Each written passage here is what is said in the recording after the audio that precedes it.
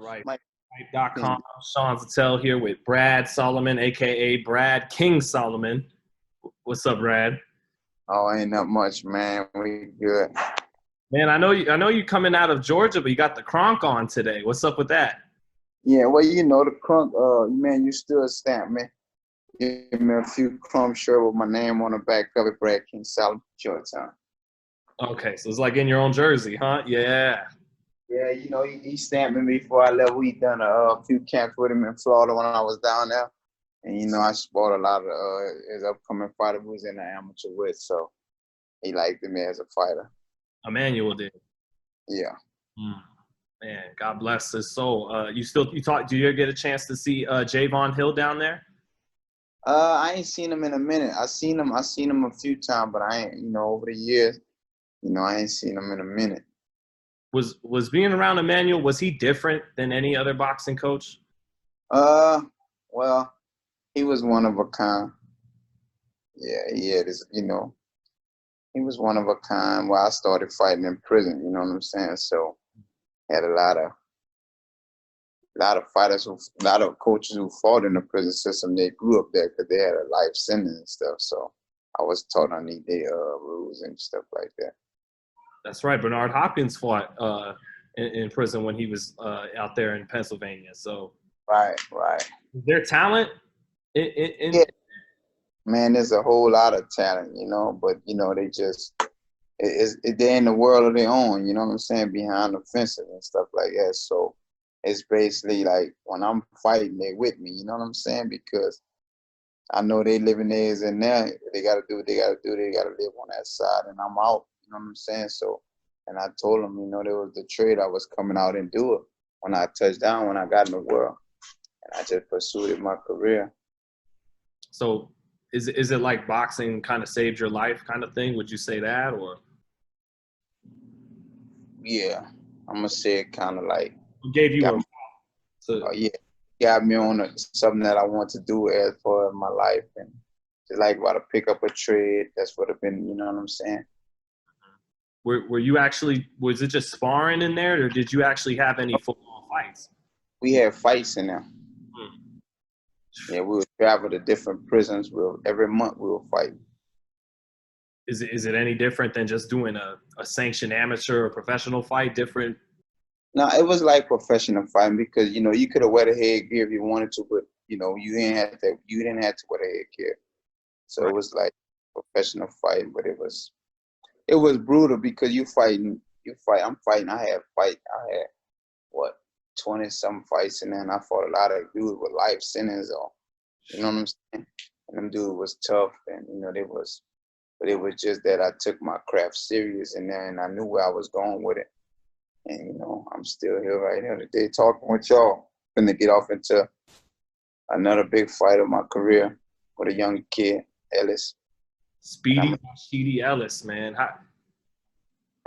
That's what I want to ask you about. How, you know, it's in his name, right? Speedy Rashidi. He just turned 27. You're 37. So how do you deal and beat this kid who's believed to be faster and he's younger? Well, with speed, you got to time speed. That's how you beat speed. You got to time it. I mean, I was once like that coming up in my career, young, fast, this and that, and that. So with speed, you just got to time it. I got my coaches that trained me in prison. I had to bring them in to get back to the drawing board and leave all the other stuff that I picked up on the way along and just get back to what Brad Solomon know how to do. And that's so they're part of this camp, huh? Yeah. When was the last time they were a part of one of your camps? Shit. He was never a part of my, because, you know, they had just come on from prison. Right. Like I said, they had done a long time in prison. So, you know, I would go see him back in the prison system, but he got out. And it was just so hard when I would fight. He was trying to get it, but, you know, the parole kept him away. You know, he didn't want to go back violating the parole and stuff like that. So we connected now, you know what I'm saying? So we're short on the 28th. Man, just to close it on the prison stuff, because why focus on that when you got a big fight coming up and you've had a really good career since then? But did Bernard Hopkins inspire you at all? Yeah. When I was in prison, I used to watch Bernard, but Raw was my favorite fighter. Raw John. We used to, they used to train me like Raw because he was one of my favorite fighters. And I was fast like him, and I started fighting like him. But Bernard, scientific, he one of my best too. I top 5 in the era where they come up in. Bernard Hopkins, he paved the way for, you know what I'm saying, guys like me coming up out the prison system, having some hope. And just like me, I paved the way for like a lot of other guys come behind me, like my brother. We call each other brothers because we grew up in the prison. We met each other when we was 18 years old, and we started fighting together, like Eric Walker, Babyface Assassin. And he gonna be showing his talent too, I think 2 weeks before me. So, so we just out here living our dream. We used to talk about behind the fences in prison. What's Eric on that Benavidez undercard on the 15th? Is that what he's fighting on? Yeah, I think so. So. But back to your show with Rashidi Ellis. Yeah. You talked about timing him. Teddy Atlas said some of these young guys with speed, they run red lights, they shouldn't. You think you catch him with something when he opens up? I think I catch him off of what he trying to get me. I think that's how I catch him. By him trying to get me, I catch him all. We'll see. We'll play it out. You know what I'm saying? Because I'm coming. I ain't got no other choice but to come. Mad as the gas. You know what I'm saying? Because these 2 losses on my career that I just lost, I got to go up on this one. So yeah, we'll see how it go. Because I'm coming. Yeah. Do you feel like, at 37, this is your last run at trying to get to the world titles? Nah, not really. But I think after I make my state at him and I get back to the table with Oscar and tell him I want to rematch with Virgil Ortiz. And after I flip Virgil Ortiz, want to do it again, I'll give him the 3rd fight because I tipped my head off and he made me respect him. He called me slipping. And that's some of fighter never supposed to be getting caught slipping. But he called me slipping, What do you mean by slipping? Is it true you got to take that fight on 1 or 2 weeks' notice? Or what do you mean? Exactly. I was training, but he just called me slipping, Is that kid the real deal, though? You hear a lot of people very high. He made me respect his game on catching me slipping. So after I come up and I beat this young kid here that I'm finna face on the 28th, we don't want to talk about no other fight but Virgil Ortiz. Oscar don't want that fight, then I move on to the Sean Porter, the Keith Thurman. I try to throw my name back in the middle with the Crawford, the Bud. You know what I'm saying? Right. And that's just it.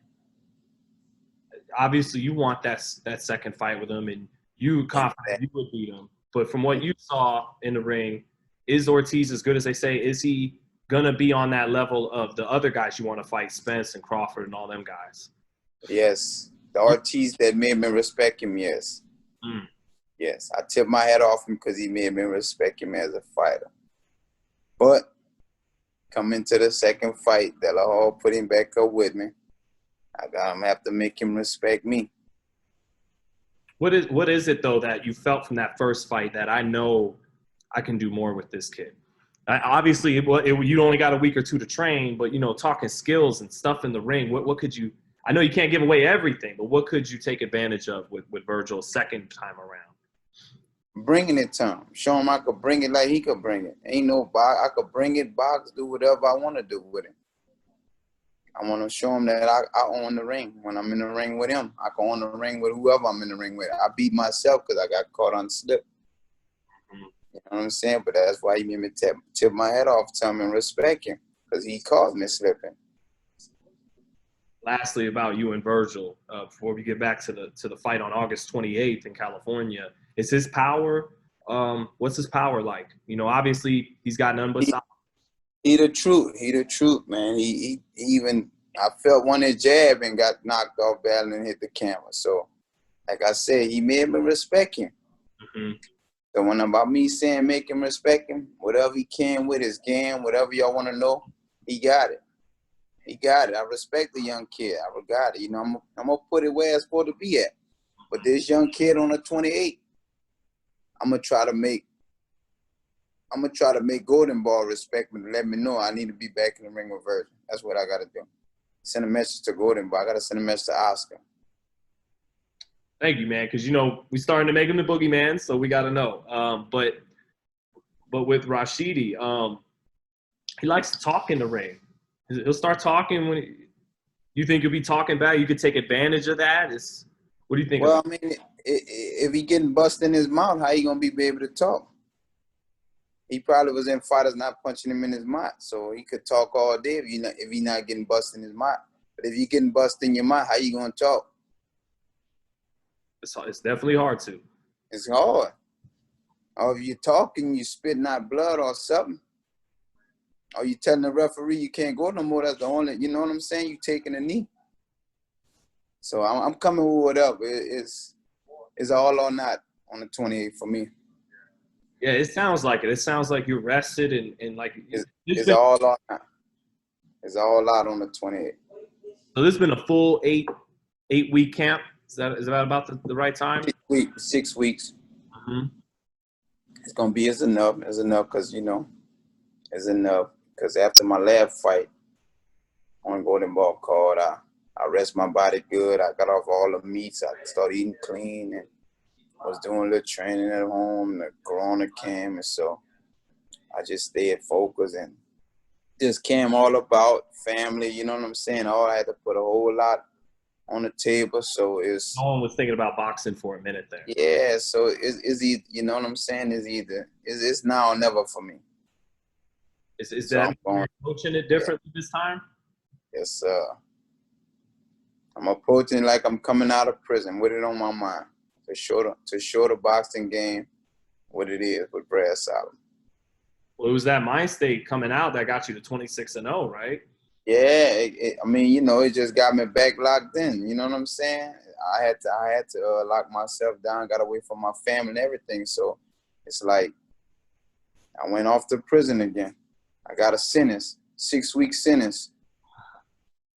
Well, you were 26-0 back in 2015. Then it's like you only got 5 fights in 5 years. Do you feel like that's really slowed you down? And yeah, it kind of I think it kind of broke me as a fighter and me not, you know what I'm saying, me going, because I was dealing with some whole lot of stuff that I ran across, contracts and all that, because it kind of like broke me mentally, but I was ready. I was taking it the street way, but then I had to learn it like, okay, it's a whole nother way. It's a whole nother way of doing things. You know what I'm saying? And I seen how it rock on another level. You know what I'm saying? Like I said, different levels. And, I was more the street mentality, but, I had to sit down with a few friends and they had to, you know what I'm saying? So I had to just sit back. And a lot of things just kind of hit my head and stuff like that. But when you said you try to go at, we're not gonna name names or places, but it just with the promoter had been locked in. I was supposed to go get a title. You know what I'm saying? The money and all. You know what I'm saying? The title was right down on my waist. Right. All I had to do was go across the water and put in the work and come back with the title. Paulie Malignaggi ain't getting my title. So that says a lot. And then he ain't even giving me a shot at my title. So, it was just kind of like, I see how the way it goes, this and that and that. So it's kind of like, it frustrated, man. It kind of like, you know what I'm saying? And it just brings, but as you sit back and you realize, I talked to a few partners of mine that understood that side of the game and this and that and that. And they talk and I had to wait it out and, but I'm still here. Like I told them, this is all I have. They take boxing away from me and what I have. You know what I'm saying? Back to selling drugs, going back to prison, never. I got kids. I can't do no shit like that. You know what I'm saying? I'd rather go to war toe-to-toe with Mike Tyson to feed my family. Then go back out. Yeah, you know what I'm saying? So on the 28th, I mean, I know I'm getting there with a young fighter, which I'm going to make him feel my pain, but I want the boxing world to see what time of day it is, man. See what time of day it is. Like, right now, I'm not signed with nobody or nothing. So ain't no need to sign with nobody after I flip this kid. Just keep bringing him in the fights. And let me get rewarded.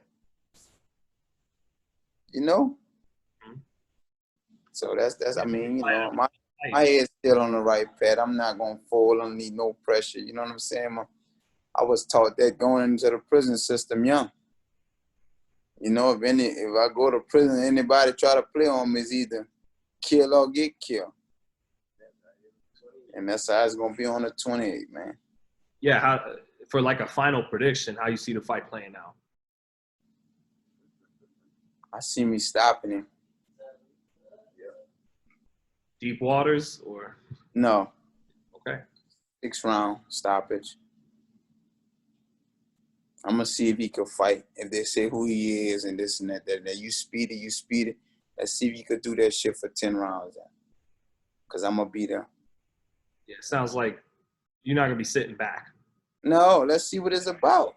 It's war, man. It's now or never for me. So you know I ain't finna cut up off his ass. It's now or never.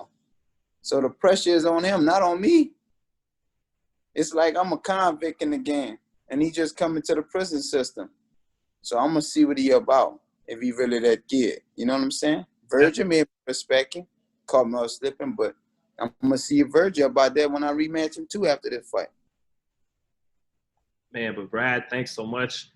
I think anyone who listens to this interview, they gotta be more pumped for that fight. Got to be.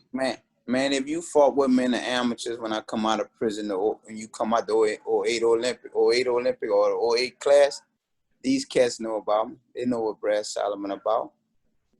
You know what I'm saying? Them cats know about me. Them folks, they know what I've been through in my career and this like that. So I just gotta, you know what I'm saying? I gotta put it on the line like I'm doing on the 28, and they gonna be like, oh, we already knew Brad, they do it.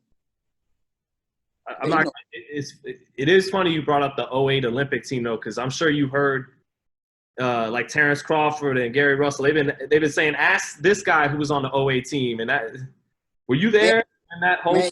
Man, you had Crawford, you had Gary Russell. Them my boys. Them the dudes we used to talk.